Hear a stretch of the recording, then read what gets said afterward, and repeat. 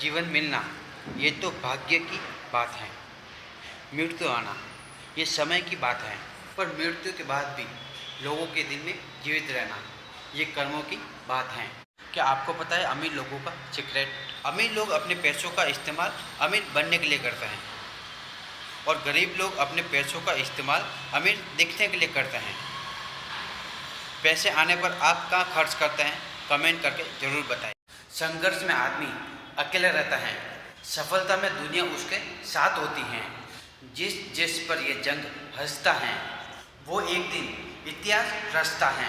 दोस्तों, एक बात हमेशा याद रखना कि अगर कोई चुप है इसका मतलब ये तो नहीं कि उससे बोलना नहीं आता हो सकता है वो थप्पड़ में यकीन रखता हो।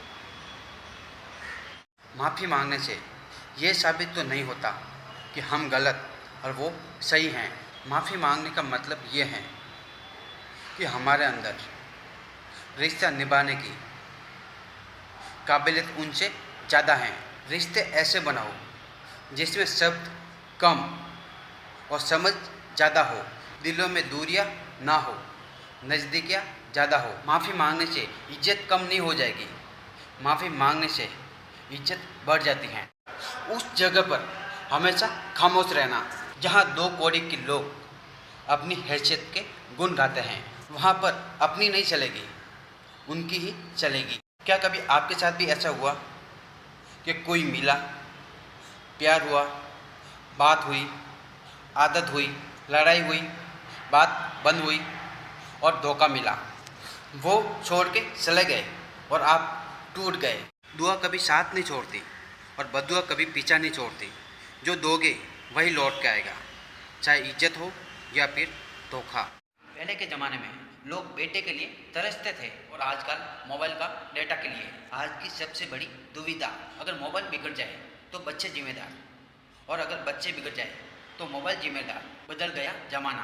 पहले लोग माँ के पैर छू के निकलते थे, अब जब घर से निकलते हैं तो मोबाइल की बैटरी फुल करके निकलते हैं। खुद से बहस करोगे तो सारे सवाल के जवाब मिल जाएंगे, अगर दूसरों से करेंगे तो नए सवाल खड़े हो जाएंगे। जब मनुष्य अपनी गलती का वकील और दूसरों की गलतियों का जज बन जाता है तो फैसले नहीं फासले हो जाते हैं।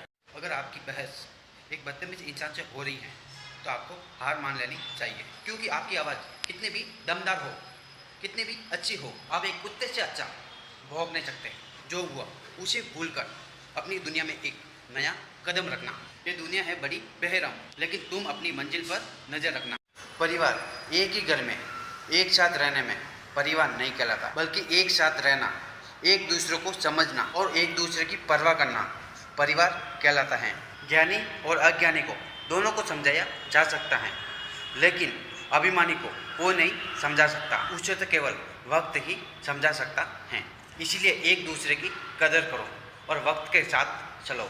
जिंदगी बहुत ही हसीन है, कभी हंसाती है तो कभी रुलाती है, लेकिन जिंदगी की भीड़ में जो खुश रहता है जिंदगी उसी के आगे सिर झुकाती है।